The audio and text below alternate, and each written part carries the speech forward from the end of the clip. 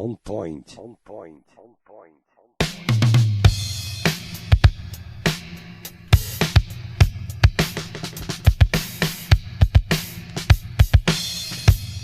So, okay, let's go. What have you got?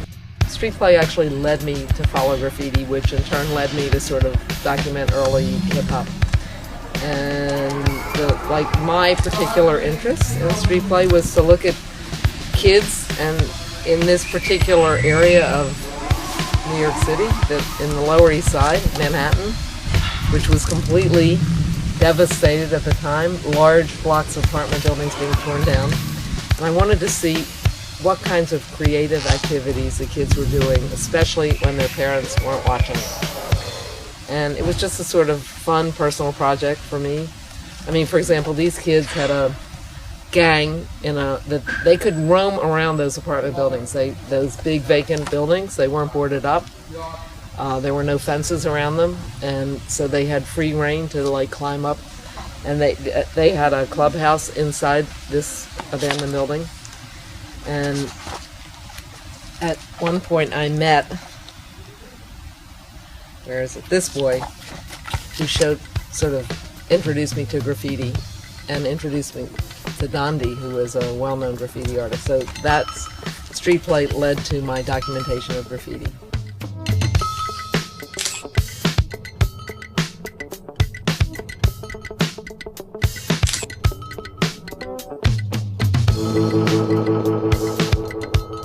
You mean, how did I find out? How did I capture those trains? Yeah.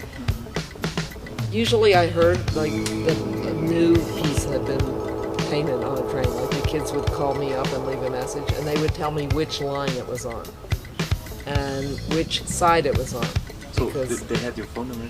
Yeah. Yes.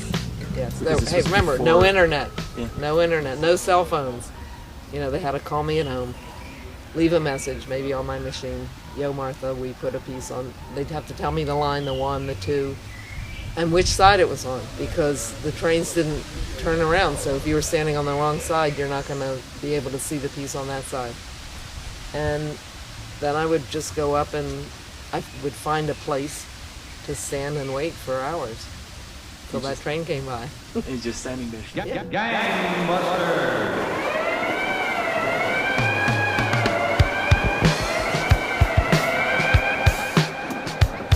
They quickly called me to tell me if they'd put a new piece on because they wanted the picture.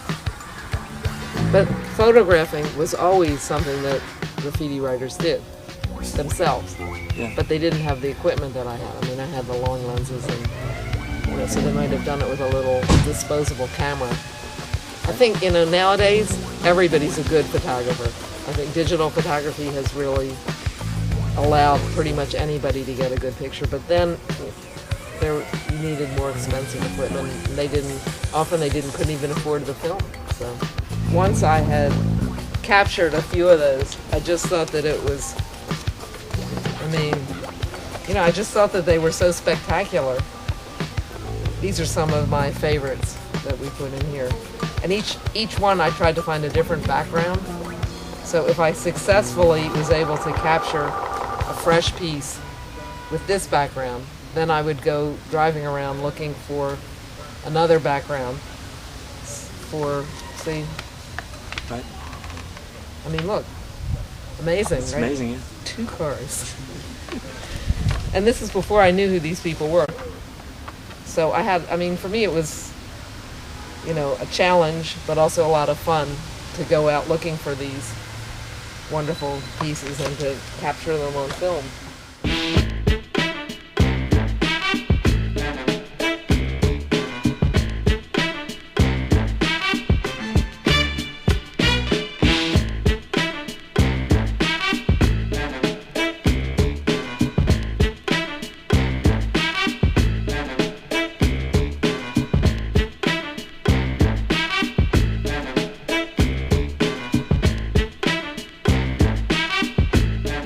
Tried it a little bit, and I can't even make a decent looking tag.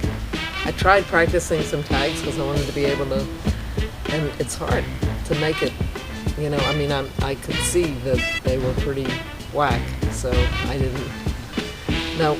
And none of the writers ever try to Teach me? Yeah. Like, train me to do like, could you do this little fill-in over here? Nah. Never. Oh, I might have maybe once or twice. I mean, I've certainly tried spraying, but I just never did a very good job. The little bit that I tried, I got a lot of respect for how difficult it is to handle a spray can well. And I invite anybody who thinks that it's vandalism and doesn't have any artistic merit. I invite any of those people to take a spray can and just try to, like overlay a couple of colors and try to get it. I mean, the lines and things are just extremely difficult to handle.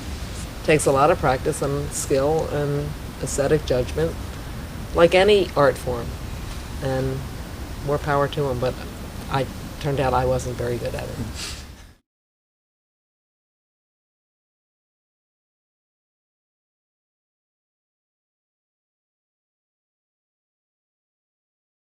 On point. On point. On point.